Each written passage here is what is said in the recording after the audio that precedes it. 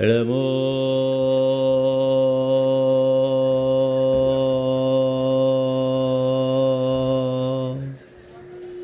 अरिहन्ताणं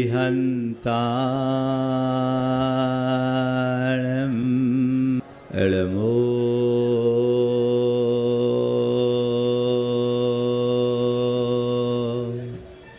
सिद्धाणं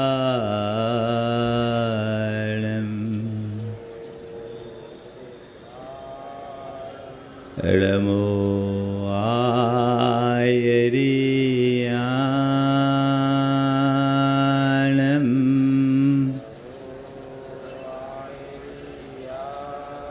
नमो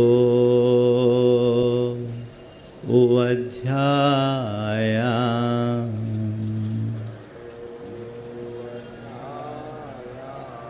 नमो लोये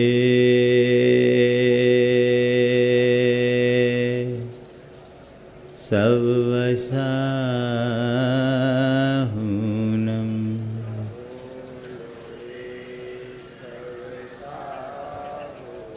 एसो पंचणमोयारो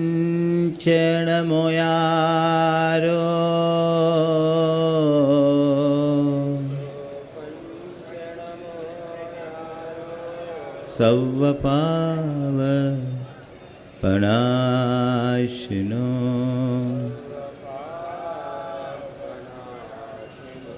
मंगलां च सवेशिं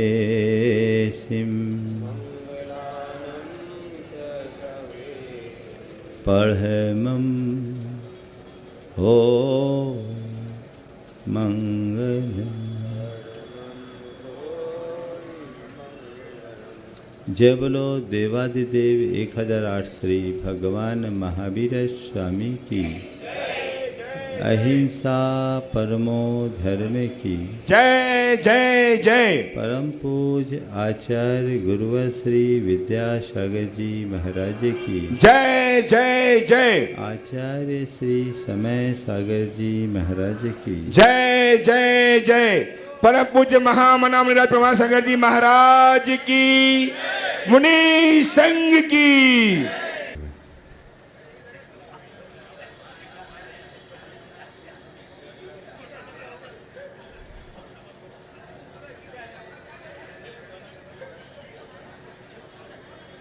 हमारा जन्म एक घटना है, जीवन एक रचना है। जन्म एक घटना है, जीवन एक रचना है। और जीवन की उपलब्धि हमारे जीवन का मूल साध्य है। जन्म की घटना इस धरती में प्रकट होने वाले हर मनुष्य के साथ हुई। हमने, आपने, सबने जन्म धारण किया। इस दृष्टि से देखा जाए तो जन्म की प्रक्रिया सबकी समान है, इसलिए जन्म की घटना भी समान है। ये हो सकता है कि किसी का जन्म राजमहल में हो और किसी का जन्म पर्णकुटी में हो, लेकिन प्रक्रिया जन्म की सबकी एक सी है। जन्म एक घटना है, हमारे आपके सबके साथ घटी। लेकिन हमें जो जीवन मिला ये रचना है। किसकी रचना है? कभी आपने समझा? जीवन मिला ये एक रचना है। किसकी? जिसने जन्म दिया उसकी।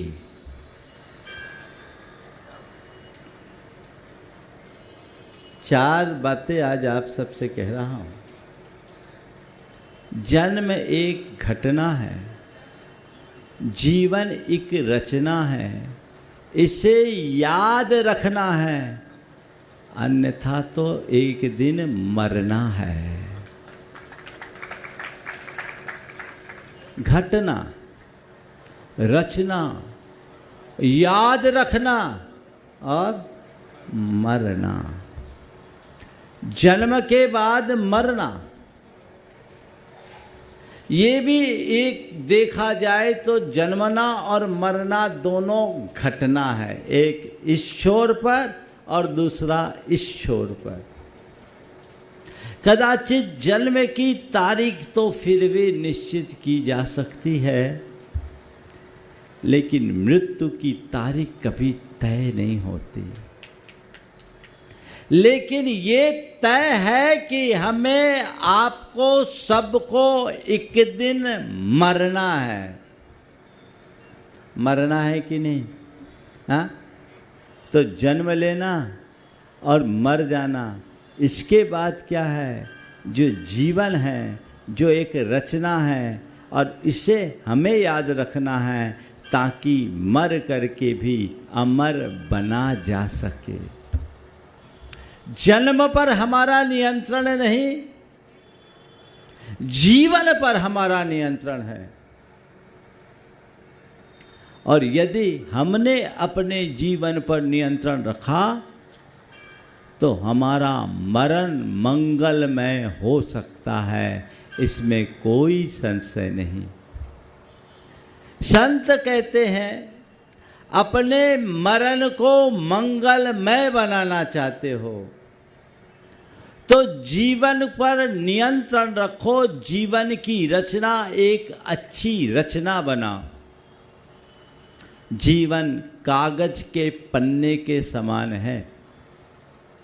उस कागज के पन्ने पर एक सुंदर चित्र भी अंकित किया जा सकता है, तो उसी पन्ने को स्याही के दाग धब्बे से विकृत भी किया जाता है। दोनों संभावनाएं उस कागज के साथ है। ये हम पर है कि हम उस कागज पर चित्र आंकते हैं, उसे सुंदर बनाते हैं, या दाग धब्बों से उसे विकृत करते हैं। अगर हम अपने सद आचरण के सुंदर आलेखन से कोई अच्छा आकार दे तो वह एक रुचिपूर्ण चित्र का रूप ले, और उसकी जगह यदि हम अपने स्याह आचरण के दाग धब्बों से उसे कलंकित करें तो हमारा जीवन पूरी तरह अपवित्र होगा। हम क्या कर रहे हैं? जन्म तो प्रकृति ने हमें दे दिया, माता पिता ने हमारे जीवन की रचना भी रच दी। अब हमें जो करना है वो करे, अपने जीवन को सही दिशा दे, जिससे अपने जीवन में सार्थक उपलब्धि घटित की जा सके। एक वाक्य सदैव याद रखना, महत्वपूर्ण ये जन्म नहीं, जीवन है। जीवन की दिशा है। मैं कहाँ जन्मा, कैसे जन्मा, इसका कोई अर्थ नहीं, लेकिन मैं कैसे जिया ये अर्थवान है। जन्म तो ले लिए। इस धरती पर ऐसे अनेक लोग हैं जिनका जन्म बड़ा साधारण हुआ, लेकिन जीवन असाधारण बना। हमारा जन्म हो गया, अब उसमें तो कोई परिवर्तन नहीं। जीवन को हम विशिष्ट कैसे बनाएं? कैसे जी रहे हो? अपने जीवन की समीक्षा कीजिए। बहुत पहले 2 पंक्तियां मैंने पढ़ी थी। आज के संदर्भ में उसे सुना रहा हूँ। इस जहाँ में न जाने क्या कार नुमाए कर गए, इस जहाँ में न जाने क्या कार नुमाए कर गए, बीए किया, एमए किया, नौकर हुए, पेंशन मिली और मर गए। यही हुआ ना? क्या कारनामा है तुम्हारा? तुम्हारे जीवन की उपलब्धि के रूप में क्या है? बोलो। हमने जन्म पाया, नर जन्म पाया, लोक में सबसे दुर्लभ जन्म पाया, जन्म ही नहीं, नर जन्म ही नहीं, जैन कुल भी पाया। किसको सुना रहे? पाया तुमने बहुत कुछ अच्छा अच्छा पाया, लेकिन अच्छा पाने के बाद किया क्या? बोलो, क्या किया? 4 बातें साथ में और आपके सवाल के लिए दे देता हूं। अच्छा पाना, अच्छा कहलाना, अच्छा करना और अच्छा बनना, चारों जीवन की बातें हैं। पाना, कहलाना, करना और बनना।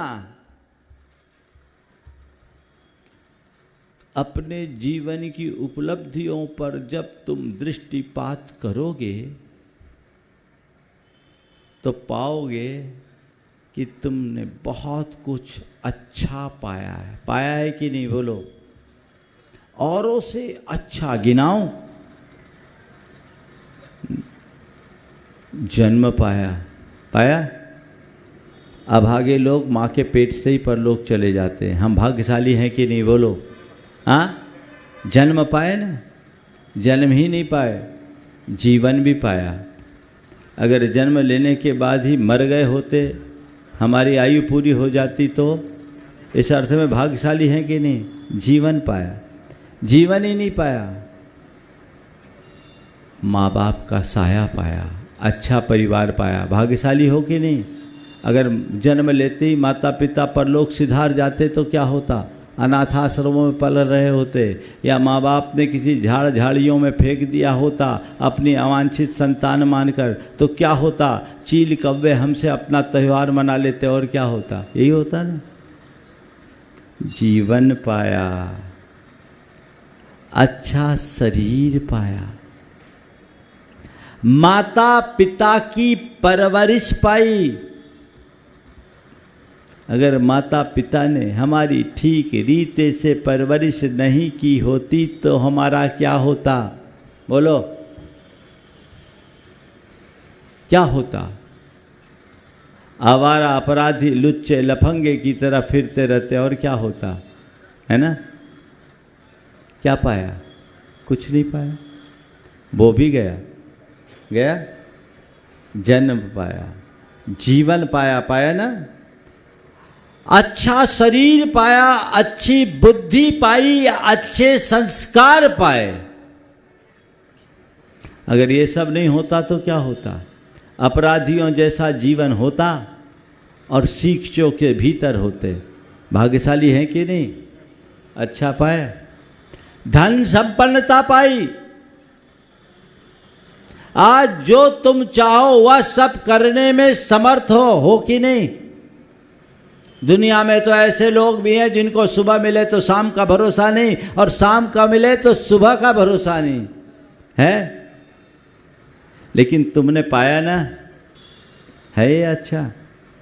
और गिनाओ, और गिनाओ।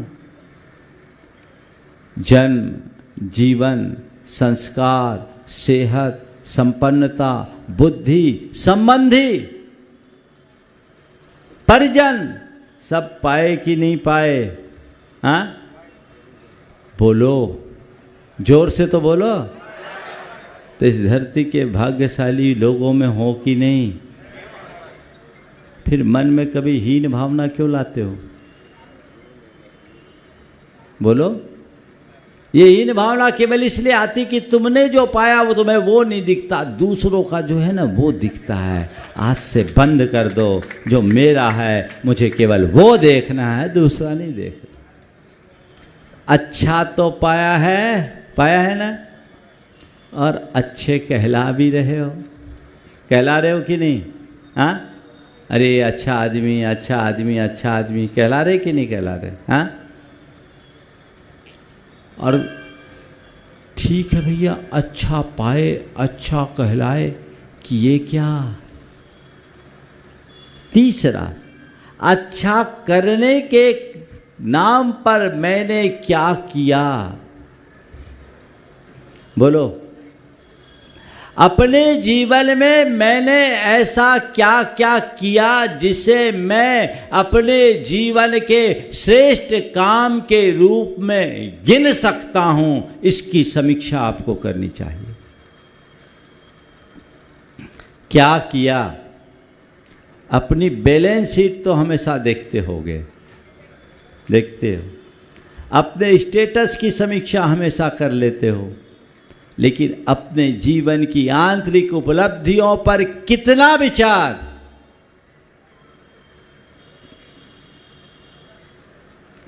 कदाचित तुम दान धर्म भी किए होगे अच्छा करने के नाम पर,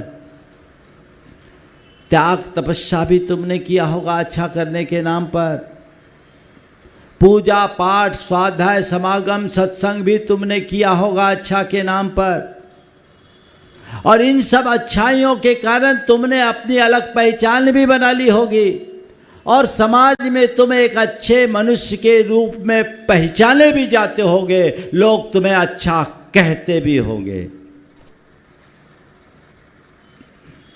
जब अच्छा करता कोई दिखता है तो लोग उसे अच्छा कहते, इसमें कोई संशय नहीं। लेकिन मैं अगली बात जो सबसे महत्वपूर्ण आपसे कहना चाह रहा हूं, कोई जरूरी नहीं कि जो अच्छा करे वह अच्छा बने भी। कहने को तुम अच्छा कर रहे हो, पर अपनी समीक्षा करके देखो, मैं भीतर से अच्छा बन पा रहा हूं या नहीं। अच्छा बनना एक रूपांतरण है, करना तो क्रिया सरल है, पर रूपांतरण बहुत दुर्लभ है। कोई जरूरी नहीं कि अच्छा करने वाला व्यक्ति अच्छा हो ही। मैं एक ऐसे व्यक्ति को जानता हूं जो अपनी बेटी की शादी की और शादी के 6 महीने बाद बेटी घर आ गई।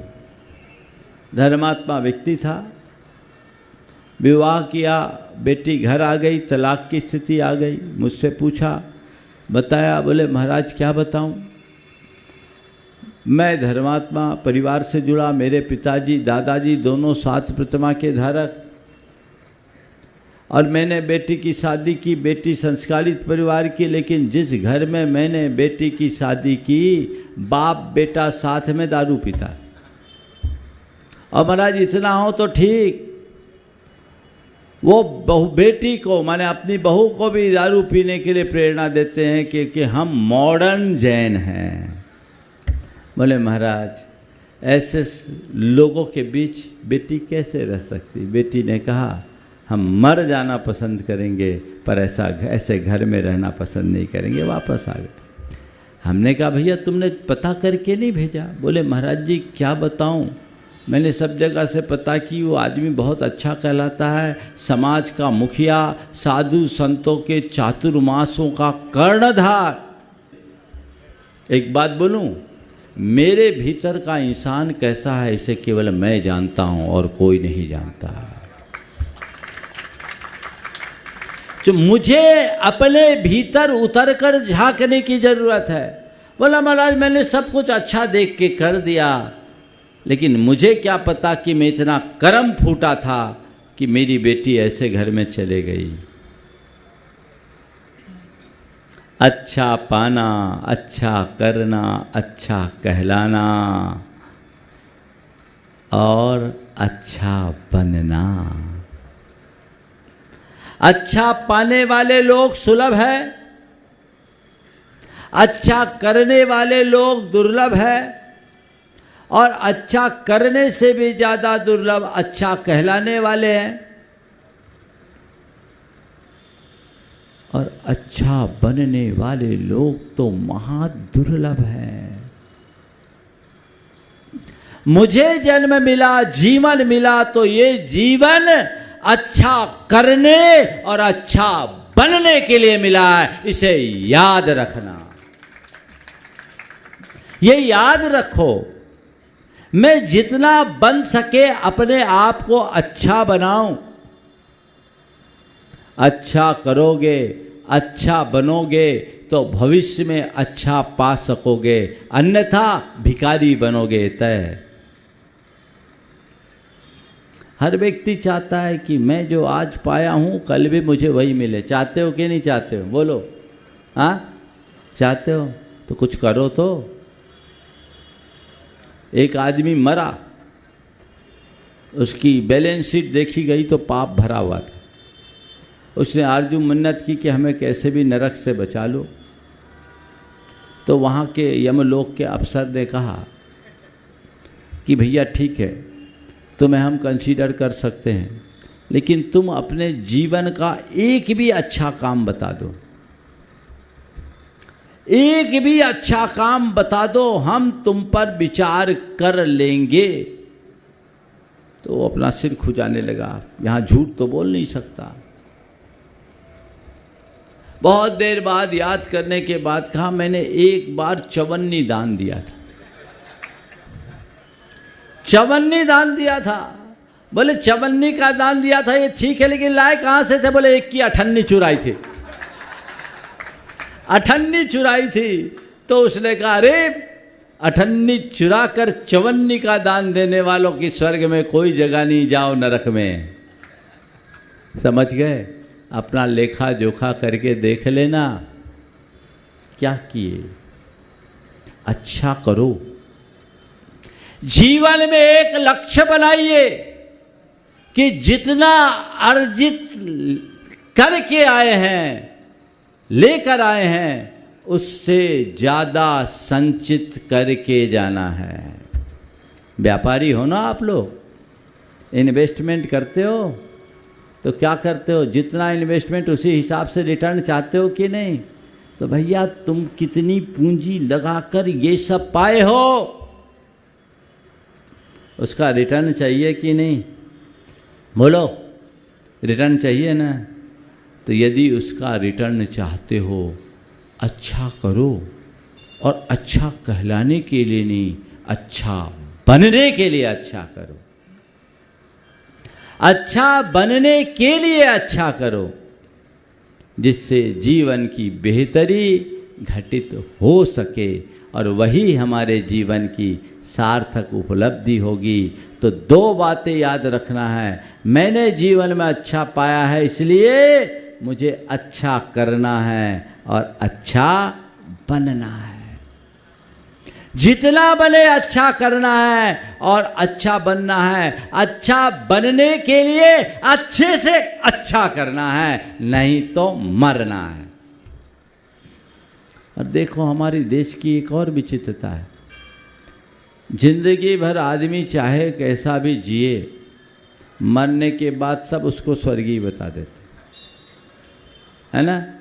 जीते भी जी जिसकी आलोचना होती है, शोक सभा में सब कोई उसकी प्रशंसा करते। रास्ते में एक भाई बता रहा था कि एक बहन जी 5 सालों से बेड पे थी, कई बेडसोल हो गए थे, वो मरी, वृद्ध थी, और उनकी शोक सभा में एक सज्जन ने बोला, ये रोज मंदिर जाती थी, मैं इन्हें रोज मंदिर जाते देखता था। जो 5 बरस से बेड पे है, उसके लिए भी शोक सभा में अगर कोई कह रहा है तो ये कहता है कि रोज मंदिर जाती थी, मैं देखता हूँ। मरने के बाद लोग तुम्हारे बारे में क्या कहे ये महत्वपूर्ण नहीं है, पर मरने के बाद तुम कहाँ पहुँचो ये तुम्हें याद रखना है। वो बात आप सबको ध्यान में रख लेने की है। बाकी सार में मैं इतना ही कहूँगा। इस भाव के साथ मैं यहीं पर विराम दे रहा हूँ। बोलिए परम पूज आचार्य गुरुवर श्री विद्यासागर जी महाराज की। हम सब जन्म लेते हैं, जीते हैं, जीवन में बहुत चीज़ें जोड़ते हैं और एक दिन छोड़कर चले जाते हैं। जन्म, जीवन, जीना, जोड़ना और जाना हमारे संपूर्ण जीवन की कुल इतनी ही कहानी है, जिसकी शुरुआत जन्म से होती है और अंत में हम सब छोड़कर चले जाते हैं।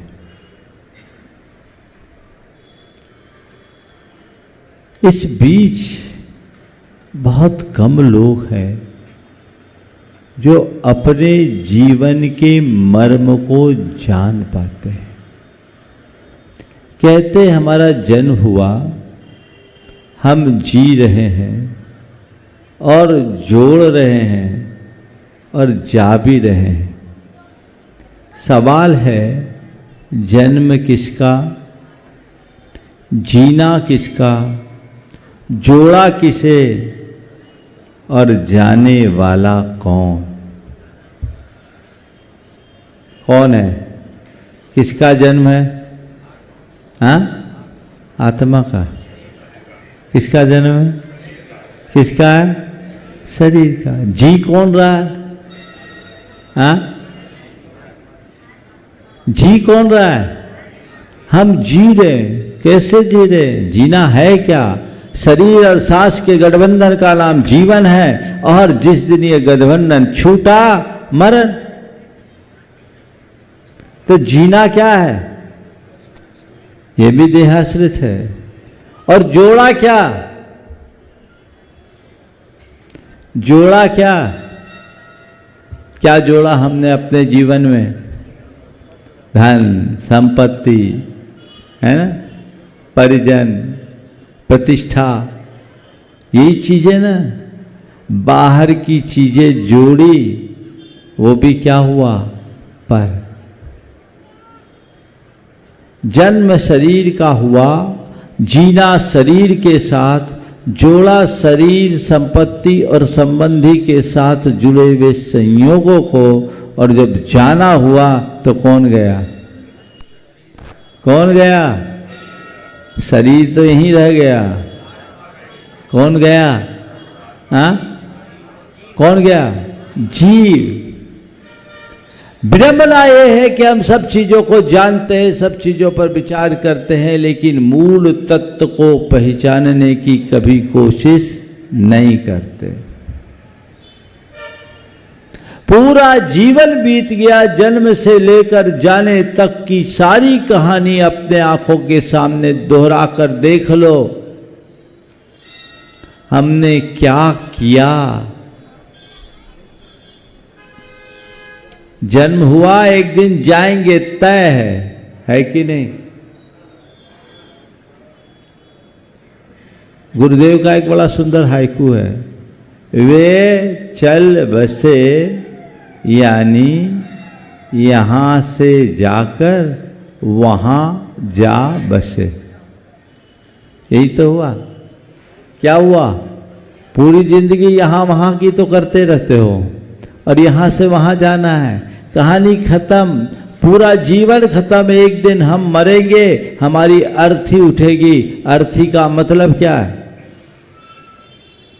अर्थी का मतलब क्या है पता है? क्या बोलते, किसको बोलते? अर्थी। बोलो, किसी की अर्थी तो उठाए होगे, उठती हुई देखी होगी। अर्थी का मतलब क्या है मालूम? न रथी अर्थी। ये शरीर रथ है और आत्मा रथी है। जिसमें रथी नहीं है, केवल रथ है, उसका नाम अर्थी है। अरथी न रथी, अर्थी। रथी नहीं है, चला गया। पूरा जीवन तुमने रथ को संवारा, रथ को सजाया, लेकिन रथी का कोई ख्याल ही नहीं। आज 4 बातें आप सबसे करूंगा जिस पर हर व्यक्ति को नित्य प्रति विचार करना चाहिए। पहला सवाल, मैं कौन हूं? 4 सवाल है जिसे व्यक्ति को नित्य अपने आप से करना चाहिए। मैं कौन हूं, पहला सवाल। कभी मन में आता है कौन हो? बोलो, मैं कौन हूं? क्या बढ़िया उत्तर दे रही है बहन जी। गायक स्वभावी आत्मा। पर मैं बोलूं हो गायक, इधर सुनोगे? नहीं सुनोगे। हमने अपने आप को नाम और रूप से जोड़ रखा है। ये बात अलग है कि नाम रूप व्यवहार चलाने के साधन हैं, पर सच्चाई ये है कि न मैं नाम हूं न मैं रूप हूं। यथार्थतः मेरा स्वरूप अलग है। मैं अनाम हूं, अरूप हूं, वही मेरा स्वरूप है, पर इसका भान नहीं है। नाम और रूपों से ही बंधा रहने के कारण हम अपने आप को नाम रूप में ही समझते चले आए। अपने आत्मा के अनाम अरूप स्वरूप को पहचानने की चेष्टा करो। ये नाम और रूप केवल व्यवहार चलाने के साधन है। ये बाहर का चोला है, ये मैं नहीं हूं। ये मेरी एक मान्यता है जिसे मैंने बना रखी है। 2 धारणाएं, एक अपने आप को देह रूप मानना और एक अपने आप को देहधारी मानना। दोनों में बड़ा अंतर है। मैंने जो रूप धारण किया वो मैं हूं, और ये बाहर का रूप है, मैं कुछ और हूं। ये समझ अगर विकसित हो जाए तो जीवन बदल जाए। इसी का नाम भेद विज्ञान है। मैं शरीर में हूं अवश्य, पर मैं शरीर नहीं हूं। मैं देह नहीं, चेतन आत्मा हूं। इस बात का एहसास और आभास पूरे जीवन की दिशा बदल देता है। संत कहते अपने आप को जानो पहचानो। ये जो तुमने रूप धारण कर रखा है, ये ऊपर का चोला है, इस चोले में मत उलझो। अंदर के स्वरूप को पहचानो। आप लोग पिक्चर्स देखते हो। पिक्चर में जो अभिनेता होते हैं अनेक तरीके के अभिनय करते हैं। कभी कभी ये भी देखने में आता है कि जो मूल एक्टर है वो सम्राट से भिखारी बन गया, और उस समय वो भिखारी का ऐसा रोल करता है कि देखने वाले का हृदय भी द्रवीभूत हो जाता, उसे भिखारी ही मान लेता है। और कभी कभी भिखारी भी सम्राट बन जाता है, देखा आपने। लेकिन मैं आपसे पूछता हूं, वो एक्टर जो भिखारी बना हुआ है अपने आप को भिखारी मानता है क्या? क्या कहता है, क्या मानता है? ये रोल है, रियल नहीं। यही है ना? क्या है? रोल है, रियल नहीं। बस इतनी सी समझ विकसित करनी है। ये ऊपर का चोला है, वास्तविक नहीं। ये रोल है, रियल नहीं। रोल निभाओ, लेकिन रोल और रियल के फर्क को सदैव याद रखो। मुझे कर्म ने जो रोल दिया है वो रोल मुझे निभाना है, पर हर पल मुझे इस बात का ख्याल रखना है कि वास्तव में मैं क्या हूं। मैं शुद्ध आत्मा हूं, बाकी चीजें सब ऊपरी है जो संयोग के कारण मेरे साथ जुड़ी है, पर ये मैं नहीं हूं, ये मेरे ऊपर की भूमिका है। जिस दिन ये श्रद्धांत तुम्हारे अंदर हो जाएगा तो तुम रूपवान होगे तो अभिमान नहीं होगा, और कुरूप बनोगे तो मन में कभी दीनता नहीं आएगी। तुम अमीर बनोगे तो तुम्हारे मन में अभिमान नहीं होगा, तुम गरीब होगे तो तुम्हारे मन में हीनता की भावना नहीं आएगी। कुछ भी हो जाए, रूपवान हो चाहे कुरूप, राजा हो या रंक, अमीर हो या गरीब, पंडित हो या मूर्ख, कोई फर्क नहीं पड़ता, क्योंकि ये सब ऊपर की परिणति है, भीतर जो है सो है। इस सत्य का बोध बहुत जरूरी है। अभी तुम्हारी दृष्टि 24 घंटे पर्यायाश्रित है। जो बाहर दिख रहा है तुमने अपने आप को उसी रूप मान रखा। सत्य को जानो, असली को पहचानो। एक बच्चा मेरे पास आया, 14 साल का बच्चा था, पाठशाला में पढ़ा। उसकी मां को व्हाइट स्पॉट हो गए और व्हाइट स्पॉट के कारण वो एकदम डिप्रेशन में आ गई, क्योंकि वो पहले अपने आप को बहुत खूबसूरत मानती थी, प्रकृति ने उसे खूबसूरती दी भी थी। लेकिन जब व्हाइट स्पॉट आ गया, चेहरे पे भी 1-2 स्पॉट आ गए, तब से लगा कि मेरा सारा सौंदर्य चला गया। वो बच्चा अपनी माँ के सामने मुझसे कहता है, महाराज मम्मी को समझाइए कि इस देह के प्रति इतना क्यों सोच रही है, हम तो आत्मा हैं, ये परिवर्तन तो शरीर में हुआ है, अंदर क्या है, चर्म के फर्क से कुछ नहीं होता, क्योंकि मर्म हमेशा शाश्वत है। मुझे बड़ा अच्छा लगा कि 14 साल का बच्चा अपनी माँ को भी प्रबोध दे रहा है। बहुत से लोग हैं जो केवल पढ़ते हैं, बिरले लोग हैं जो उसे अपने जीवन में उतारते हैं। अपनी समझ को विकसित कीजिए। मैं आपसे ये नहीं कहता कि शरीर के प्रति लापरवाह रहिए, पर इतना कहूँगा, शरीर के साथ जिए, शरीर के लिए न जिए। बस इतना ही तो अंतर है। ये रथ है और मैं रथी हूं, ये समझ अपने अंदर विकसित कर लीजिए, सारी दुविधाएं खत्म हो जाएगी। देहात्म बोध जब तक बना रहता है, हमारा चित्त छोटी छोटी बातों से विचलित हो जाता है, प्रभावित हो जाता है, और जिसे भेद विज्ञान हो जाता, वो बड़ी बड़ी बाधा को भी सहजता से झेल लेता। अपने अंदर ये भाव विकसित करना चाहिए।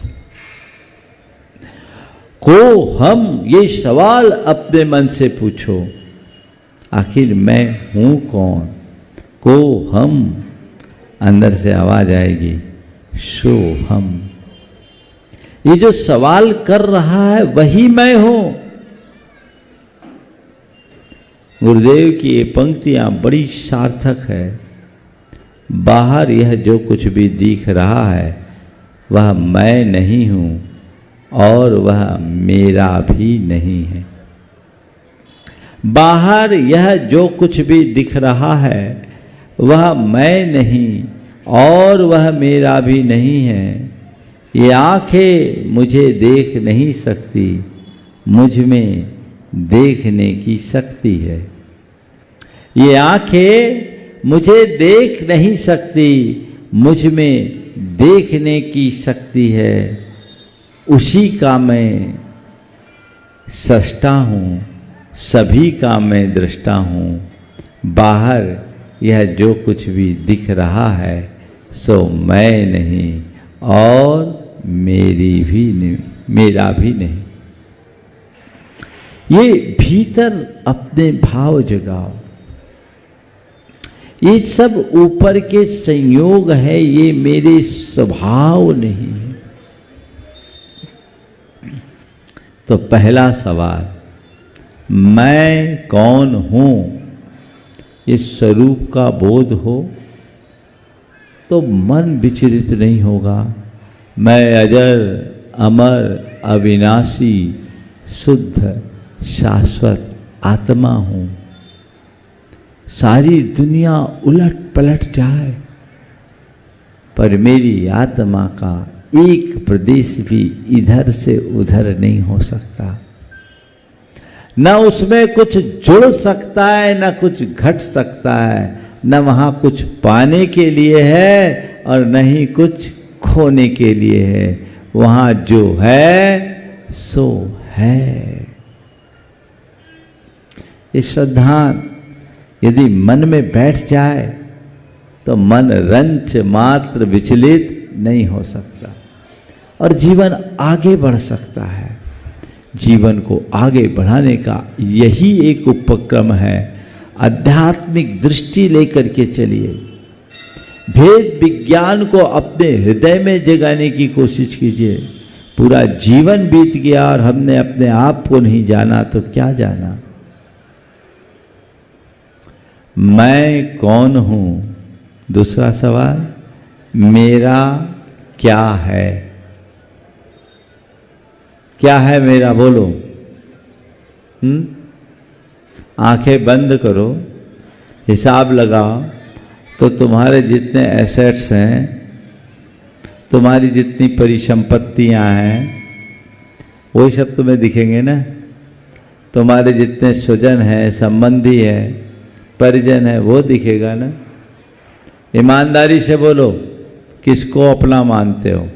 महाराज ये मेरा घर, ये मेरी दुकान, ये मेरी गाड़ी, ये मेरा घोड़ा, ये मेरा फार्म हाउस, ये मेरी खेती, ये मेरा परिवार, ये मेरी पत्नी, ये मेरा पति, ये मेरा बेटा, ये मेरी बेटी, ये मेरी माँ, ये मेरे पिता, यही है ना?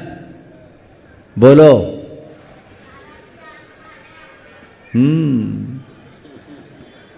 सभा में तो सब यही कहते, सात सभा में तो यही कहते को नैया, लेकिन अंतर मन में पूछो, ये मेरा वो मेरा, ये करते करते पूरा जीवन बीत जाता है। पर वास्तविकता को लोग नहीं समझ पाते। जिन्हें तुम मेरा मेरा कह रहे हो, कभी उनसे पूछो कि वो क्या मेरी होने को राजी है? क्या है मेरा? बोलो। ये शरीर मेरा है, जो मेरा है उस पर मेरा पूर्ण अधिकार होना चाहिए। है तुम्हारे शरीर पर अधिकार? तुम कितना भी शरीर को मेंटेन करना चाहो, रखना चाहो, कोई व्यक्ति गारंटी से कह सकता है कि मेरा अपने शरीर पर पूर्ण नियंत्रण है? अगली श्वास पर भी तुम्हारा नियंत्रण नहीं, क्या मेरा? ये शरीर मेरा, बेकार की बात। ये स्वजन मेरे, मेरे माँ, मेरी माँ, मेरे पिता, मेरा भाई, मेरी बहन, मेरा पति, मेरी पत्नी, कौन तुम्हारा? जब तक तुम्हारा मतलब सद रहा है तब तक सब तुम्हारे, और मतलब निकल गया तो कोई किसी का नहीं।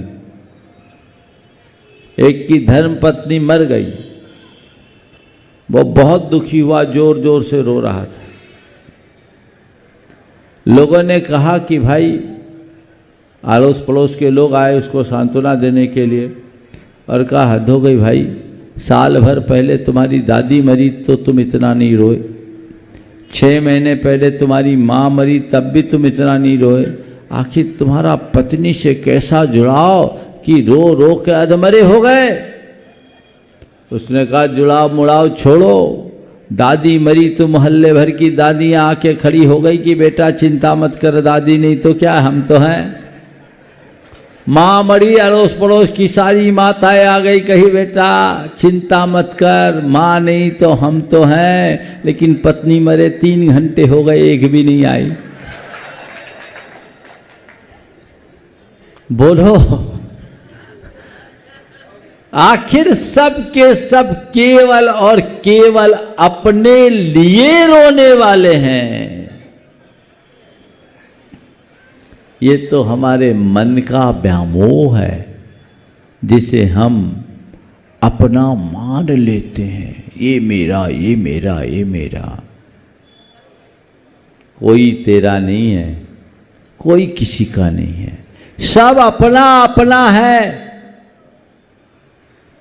ये संपत्ति मेरी, ये घर मेरा, ये मकान मेरा, ये दुकान मेरी, ये गाड़ी घोड़ा मेरा, तेरा कुछ भी नहीं, कुछ भी नहीं। कन्हैयालाल मिश्र प्रभाकर ने एक बड़ी अच्छी बात लिखी कि वो एक अपने धनी मित्र के से मिलने गए और मित्र ने अपना बड़ा बंगला उन्हें दिखाया। बहुत बड़ा बंगला था, बड़े बाग, बड़े ठाट, सब कुछ दिखाने के बाद उसने पूछा, क्यों जी, आया पसंद मेरा घर? उन्होंने लिखा कि मैंने प्रतिक्रिया प्रकट की कि तभी मुझे लगा कि मेरे उस उत्तर पर मकान हंस रहा है और उसके हंसी में मिठास नहीं, व्यंग है। मैंने मकान से पूछा, क्यों जी तुम क्यों हंसे? बस यूं ही तुम्हारे मित्र की बात सुनकर हंसी आ गई। बस यूं ही तुम्हारे मित्र की बात सुनकर हंसी आ गई। बोले इसमें हंसने की क्या बात है? बोले इसमें हंसने की सिवाय और बात ही क्या है? इसमें हंसने की क्या बात है? उसने कहा इसमें हंसने की सिवाय और बात ही क्या है? बोले क्या? कहता है मेरा घर, मेरा घर, मेरा घर, मेरा घर। तो फिर क्या? यही इसका बाप कहा करता था और वही उसके बाप का बाप। कहता है मेरा घर, मेरा घर, मेरा घर, मेरा घर। तो फिर क्या? यही इसका बाप कहा करता था और वही उसके बाप का बाप। दोनों न जाने कहाँ चले गए। दोनों की तस्वीरें जरूर मेरे दीवारों पर टंगी है, जिन्हें एक छोटे से छेद में रहने वाली नन्ही सी दीमक कुछ ही पलों में चुट कर सकती है। मैंने देखा मकान अब भी हंस रहा है। मैं समझता हूँ मकान क्या, दुनिया की सारी चीज़ें मनुष्य की नादानी पर हंसती है, जिन्हें मनुष्य पूरे जीवन अपना मान कर चलता है। धारणा बदलो। चीजें मेरे पास हो सकती है पर मेरी नहीं है। मेरे पास है, मेरी नहीं है। मेरे पास होने में और मेरी होने में बड़ा अंतर है। एक बैंक के कैशियर के पास लाखों करोड़ों रुपया होता है, उसके हाथ से उसका पूरा ट्रांजैक्शन भी होता है, पर क्या कहता है वो? मेरी है। ये किसकी है? बैंक की है, मेरी नहीं। मेरे पास है और उसके जेब में जो पैसा होता है वो मेरा है। ध्यान रखना, जिसे तुम मेरा मानोगे वो मोह बनाएगा, बढ़ाएगा, और मेरे पास मानोगे आसक्ति मिटेगी। फिर तुम उसका उपयोग करो, उपभोग करो। जब तक मेरे पास है मैं इनका सही उपयोग करूं, पर उनमें आसक्ति न रखूं। ये समझ अपने मन में विकसित कीजिए। मेरा क्या है? कुछ भी नहीं। एगो हम शासदो आदा नाण दंसन लखनों शेषा में बाहिरा भावा सब्बे संजोग लक्षणा। मैं एकमात्र शाश्वत शुद्ध ज्ञान दर्शन लक्षण वाला आत्मा हूं। उस आत्मा के अतिरिक्त संसार के जितने भी बाह्य पदार्थ हैं वे महज संयोग है, मेरे नहीं। ये समझ अपने अंतरंग में विकसित कीजिए। अगर विकसित हो जाए तो सबके बीच रहने पर भी स्वयं में रमने की कला विकसित होगी। फिर तुम्हारे हृदय में न आसक्ति होगी न अभिमान, और जिसका चित्त आसक्ति और अभिमान से मुक्त होता है वो हर पल आनंद से भरा रहता है। आसक्ति और अभिमान से मुक्त होकर आनंद के रस से भरने का प्रयत्न कीजिए, जिससे जीवन का पथ प्रशस्त हो सके। तो पहला सवाल, मैं कौन हूं? दूसरा सवाल, मेरा। तीसरा, मैं क्या कर रहा हूं? क्या कर रहे हो? बोलो, क्या कर रहे हो? गोरख धंधा और क्या? महाराज ने कहा ना, नौन तेल लकड़ी। और क्या है? गोरख धंधा, दुनियादारी, आपा आधापी, मौज मस्ती, इसके अलावा क्या कर रहे हो? बोलो। हाँ, सब ज्ञानी लोग हैं। मुश्किल यही है, तुम लोग अज्ञानी होते ना तो हम लोगों का काम अच्छा हो जाता, रोज प्रवचन देने की जरूरत नहीं पड़ती, है ना। अब तुम्हें तो ये भी पता कि अगला वाक्य महाराज क्या कहेंगे। वैसे ज्ञानियों को भगवान भी नहीं समझा पाएंगे। क्या कर रहा हूं ये सवाल अपने मन से पूछो। जो मैं कर रहा हूं क्या वो करने योग्य है? और जो चौथा सवाल, मुझे क्या करना चाहिए? मेरे द्वारा करणीय क्या है?